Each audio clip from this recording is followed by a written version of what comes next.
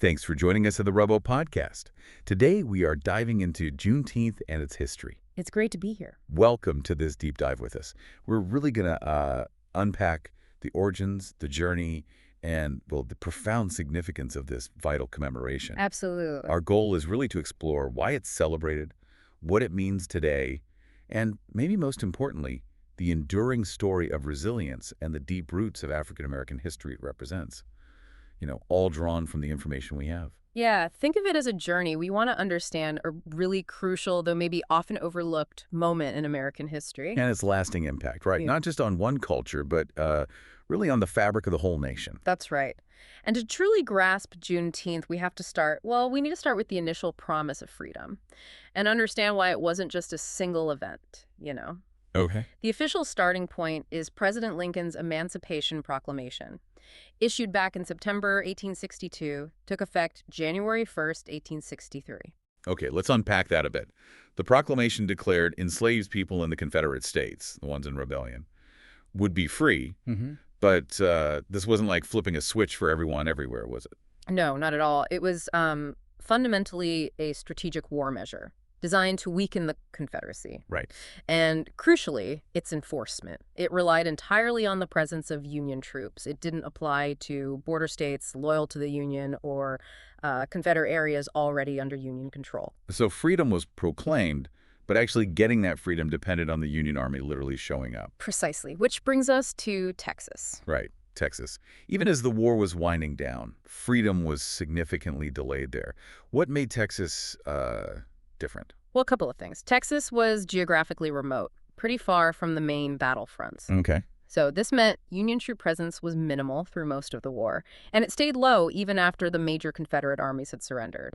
In fact, you had some enslavers from other states, seeing the Union advance, who actually fled into Texas. They brought the people they enslaved with them, hoping, to hold on to them longer. Wait, so the enslaved population in Texas wasn't just waiting, it was actually growing because people were being brought in from other areas. Exactly. By mid-1865, estimates suggest there were around 250,000 enslaved people in Texas. 250,000 people. 250,000 individuals whose freedom had been legally declared effective January 1st, 1863, but it just hadn't been delivered. That delay. Yeah. It's not just a footnote, is it? No, it's a crucial insight. It shows how systemic barriers, distance, lack of enforcement, how these things can deny promised rights. It's sadly a theme we see recurring. And this is where June 19, 1865 finally enters the story. This is the pivotal date for Juneteenth. Pressy. On that day, Union Major General Gordon Granger arrived in Galveston. He had a force of over 2,000 federal troops. Right. His mission was clear. Take control of Texas and force the Emancipation Proclamation. And he issued General Order Number 3.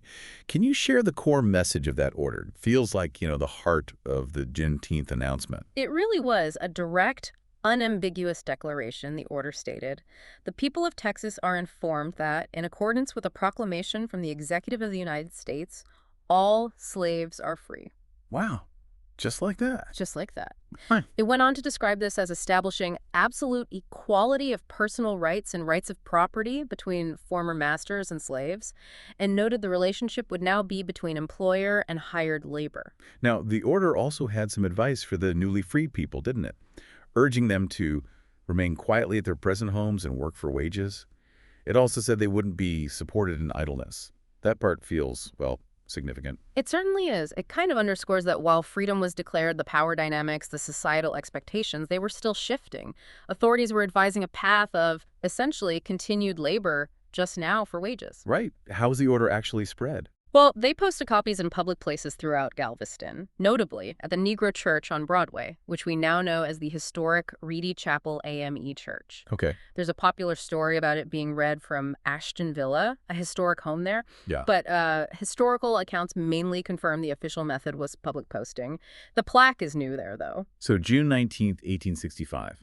It holds immense weight. And when you look at the timeline, it really drives home that delay you mentioned. Absolutely. I mean, consider the context. This announcement came a full 900 days after the Emancipation Proclamation took effect. 900 days. Yeah, and it was 71 days after General Lee surrendered at Appomattox, basically ending the Civil War, and 24 days after the Confederate military department covering Texas was officially disbanded. That gap, 900 days, It just represents this agonizing wait for freedom for 250,000 people. And it's important to clarify, right? While this was Freedom Day for Texas, it wasn't the absolute end of slavery for everyone in the U.S. Oh, that's a crucial nuance. Yes. Enslaved people in the border states that stayed loyal to the Union, places like Delaware and Kentucky, they weren't covered by the proclamation.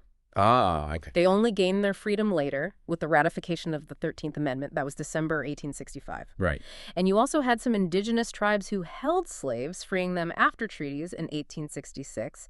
Even in Texas, the legal status of freedom took a bit longer to be fully formalized through state Supreme Court decisions between 1868 and 1874. So Juneteenth is really the moment freedom arrived for those specific people in Texas, a critical turning point in a much larger sort of phased process. Exactly. That's a great way to put it. So imagine that moment in Galveston, June 19th. How did the formerly enslaved people react? What was that like? Well, the sources describe it as just a moment of profound, immediate rejoicing. Can you even begin to picture the flood of emotion after waiting, like you said, over 900 days? It's almost impossible to fully grasp. And that immediate reaction, it sparked a tradition pretty quickly, didn't it? The first annual commemoration started the very next year. Yes, indeed. June 19, 1866. Freedmen in Texas organized the first yearly celebration. They initially called it Jubilee Day. Jubilee Day. I like that. So it wasn't just spontaneous. They intentionally made it an annual thing right from the start. What was the purpose of those early gatherings beyond, just celebrating freedom? Well, this is where you see the incredible forward thinking and resilience of the community. More than just parties, these were vital community gatherings. And very significantly, they often served as political rallies. Political rallies. How so? Well, newly freed African Americans needed guidance, right? How to Mhm. exercise their new rights, especially how to register and vote. These gatherings provided that crucial space for organizing, for education. It wasn't just celebrating the past, it was actively shaping their future. That's powerful. It shows how celebrating freedom was tied right into pursuing full citizenship and equality from the very beginning. Exactly. It speaks volumes about their agency, their determination. And while, some communities might have observed other emancipation dates, maybe January 1st or 4th, June 19th really took hold as the central date in Texas. And segregation, ironically, also played a role in shaping where these celebrations could happen. It absolutely did. As state-sponsored segregation kicked in, Black people were barred from using many public parks. So what did these communities do? They pooled their extremely limited resources to buy land specifically for their Juneteenth gatherings. Wow. Emancipation Park in Houston, acquired in 1872, is maybe the most famous example. It still serves that purpose today. That act, collectively buying land just for celebration, it's such a powerful symbol of self-determination and community pride against systemic barriers. Creating their own spaces for freedom when public ones were denied. That's truly remarkable. What were some of the traditions that popped up in these early years? Well, they really centered around community. Gatherings were often held at churches or sometimes near water. They featured elaborate, large meals. Food was central. Participants wore their absolute best clothing, as a symbol of dignity and pride. Mhm. Activities like baseball, fishing, even rodeos in some places. And for some, there were pilgrimages back to Galveston, the origin point of the news. And these events grew quite large, didn't they? Showing how deep the community roots were. Oh, very large. By 1898, the celebration at Booker T. Washington Park in Limestone County, Texas, was drawing an estimated 30,000 people. 30,000. Yeah. And these early festivals, they weren't just internal community things.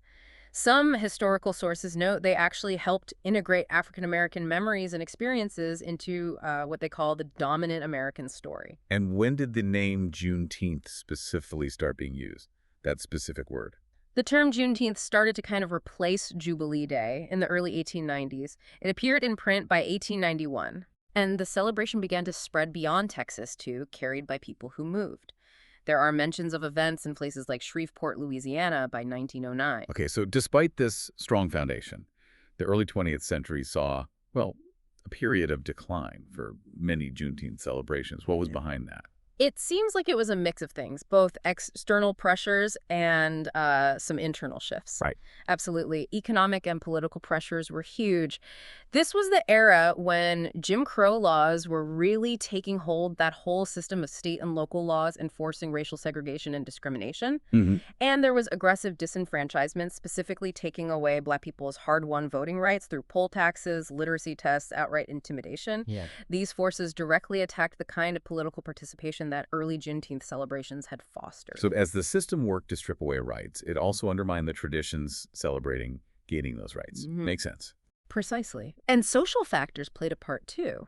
As some African Americans achieved, upward mobility, there was pressure to assimilate into mainstream culture. Some maybe moved away from what might have been seen as a more regional or specific celebration. Yeah. Younger generations, further removed from the direct experience of slavery, might have focused their energies elsewhere: school, new economic opportunities, and then, of course, came the Great Migration. Right. The massive movement of millions of Black people out of the rural South to cities in the North and West. How did that impact Juneteenth?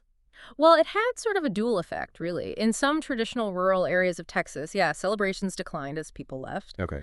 but the migrants took the tradition with them. They planted seeds in new places like Los Angeles, Oakland, Seattle, San Francisco by the 1940s. Ah, okay. However, establishing it in these new cities where it wasn't really a known holiday made it harder to, say, take time off work. So that contributed to the decline in widespread observance for a time. And I imagine the Great Depression must have made taking any non-essential day off incredibly difficult for almost everyone. Undoubtedly. Economic hardship forced many off-farms into urban centers, further disrupting those traditional rural gatherings. But the story of Juneteenth is one of resilience, isn't it? There were sparks of revival even during this tougher period. There were, yeah. For instance, the Texas State Fair actually served as a pretty significant Juneteenth destination for a while.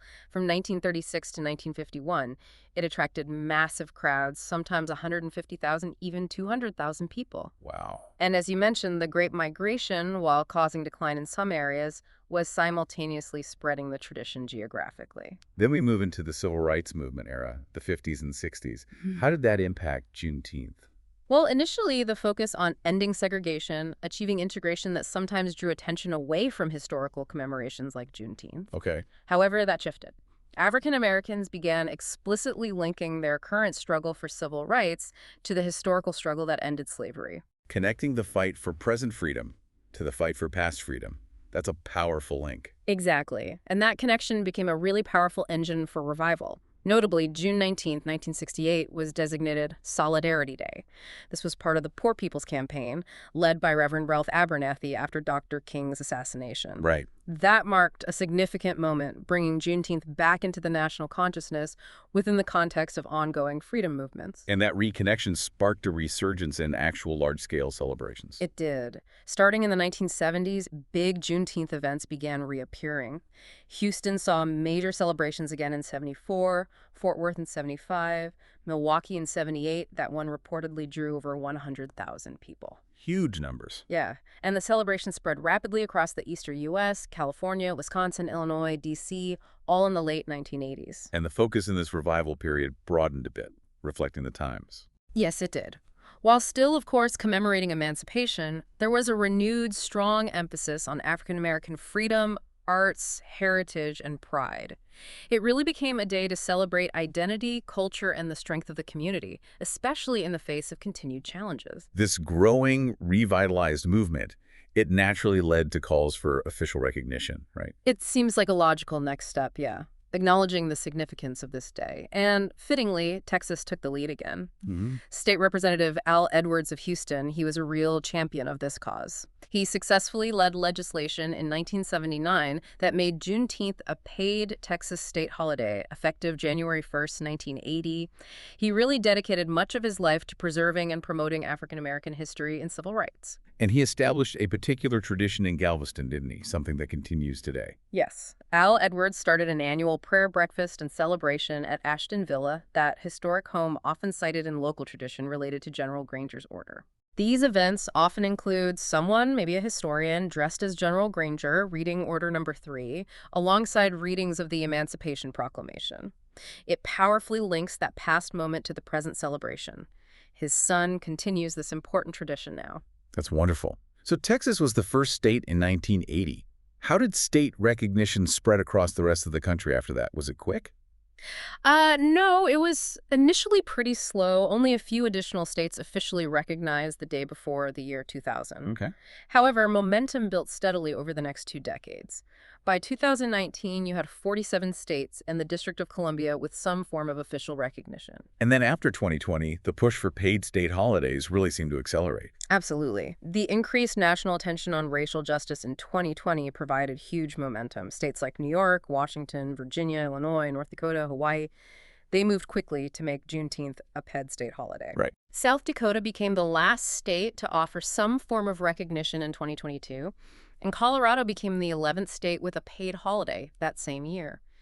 As of, I think, 2024, 27 states plus D.C. now have Juneteenth as an annualized paid holiday for state employees. That's significant progress, even if uneven.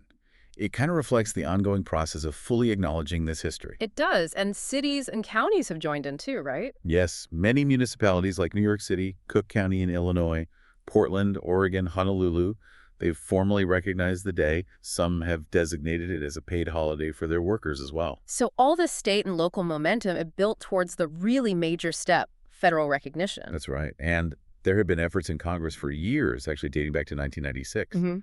But the decades-long campaigning of activists like Opal Lee, often called the grandmother of Juneteenth, who made those symbolic walks to raise awareness, that was absolutely critical. Her persistence is incredible. That, combined with the heightened focus on racial justice in 2020, seems to have finally created the necessary political will. It undeniably played a key role. On June 15th, 2021, the Senate unanimously passed the Juneteenth National Independence Day Act. Unanimous. The next day, the House followed with a very strong 415-14 vote, And President Joe Biden signed it into law on June 17th, 2021. making it the 11th American federal holiday, and the first new one since Martin Luther King Jr. Day was established back in 1983. Right. It's now one of 5 date-specific federal holidays, and it falls within the traditional Honor America Days period. The source does mention a point about a 2025 executive order impacting some federal agencies' internal planning for cultural observances, but clarifies this doesn't change the federal holiday status itself, just an administrative note. Got it.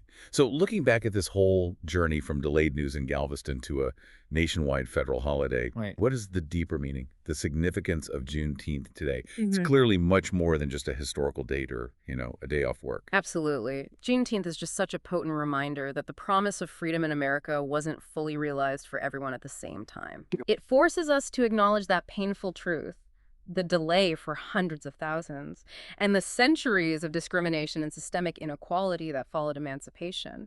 But it's also profoundly a celebration of survival, incredible resilience, and Black joy, even in the face of unimaginable hardship. It sounds deeply connected to African American pride and heritage. Fundamentally so. It's a day to honor the strength of ancestors who endured, who resisted, who kept hope alive. Modern observance puts a strong emphasis on teaching African American heritage and history, instilling pride in young people, celebrating the richness of Black culture, while staying keenly aware of the ongoing struggles for justice and equality. So how are these modern celebrations observed? What do they actually look like across the country now? Oh, they're incredibly vibrant, very diverse. They build on those early traditions, for sure. You see everything from huge community picnics, parades, street fairs, to family reunions and more intimate cookouts. There are historical reenactments, blues festivals, even Miss Juneteenth contests, which celebrate young women and community values. And the food is a significant element, right? Yeah. Especially red food and drinks. Yes. Traditional foods like red velvet cake, strawberry soda, barbecue, they're very common. The color red is often symbolic. It can represent resilience, the bloodshed endured, but also the joy and vitality of life and freedom. Soul food, the rich history of African American culinary influences, it's all central to the celebration. And there's a strong educational aspect woven into many events, too. Definitely. Many celebrations include lectures, exhibitions showcasing African American culture and history, voter registration drives still connecting to those early political roots plays, storytelling. It's all aimed at ensuring the history and its lessons are passed down. And Juneteenth has also made its way into broader pop culture and media awareness now. It has. You see references in popular TV shows like Atlanta or Blackish. They even did musical segments about it. Companies and institutions now acknowledge it. Apple and Google added it to their calendars. News networks feature specials with prominent Black voices. It's definitely increased mainstream visibility. The source also mentioned that film, Miss Juneteenth, exploring determination within community pageants. There's also a specific Juneteenth flag, isn't there? Tell us about that. Yes, a very meaningful symbol. It was created back in 1997, refined by artist Lisa Jean Graff, and first officially hoisted in 2000. What does it represent? Its symbolism is really powerful. The single star represents Texas, the origin point, but also the freedom extended nationwide. The burst around the star and the curve symbolize a nova, like a new beginning, and the horizon of opportunity for African Americans. Ah, And importantly, the colors red, white, and blue connected directly to the American flag. It's a powerful affirmation that African Americans and their ancestors are central to the American story, and that the nation's ideals of liberty and justice apply to them. that's a beautiful and really significant visual representation. Belonging, historical truth. Are there related emancipation celebrations in other parts of the world? Yes, the sources note a few interesting connections. The Black Seminoles, also known as Mascogos, down in Mexico, they celebrate El Día de los Negros on June 19th, a direct link to the Texas story. Wow. And many former British colonies commemorate Emancipation Day on August 1st, marking when slavery was abolished throughout the British Empire. The UN also designated August 31st as the International Day for People of African Descent. So, yeah, the commemoration of freedom from slavery resonates globally. So bringing it all together then, Mhm. from those docks in Galveston to the federal holiday today, what's the lasting legacy? The importance of Juneteenth, not just for one community, but really for everyone. I think fundamentally it's a story about delayed justice, yes, but maybe even more so, it's about unwavering hope, immense resilience, and the enduring strength of a people who, despite unimaginable oppression, never gave up on the vision of freedom and actively worked to make it real. And its relevance today feels profound. Understanding Juneteenth seems essential to understanding the full, complex picture of American history. It really is. It's about recognizing our shared legacy, acknowledging how the past continues to shape present realities, and supporting the ongoing pursuit of equality for all. It's a crucial piece of the puzzle of who we are as Americans. I'm reminded of that powerful quote from the activist Opal Lee. Yes, Juneteenth is not a Texas thing or a Black thing, it's an American thing. That quote just perfectly encapsulates why this deep dive matters, doesn't it? It really does. Understanding Juneteenth helps you, the listener, honor the past, see how present challenges are often rooted in that history. And it empowers you to imagine, and maybe more importantly, to work towards a more just and inclusive future for everyone in this country. It reminds us that the struggle for freedom and equality, it's a continuous journey. Juneteenth challenges all of us, I think, to reflect on what freedom truly means, who it has historically been for, and what it should mean for everyone going forward. And that reflection is just such a necessary step on the path to understanding America's full story. Thank you all again for listening, and remember to love each other, no matter where our roots originated.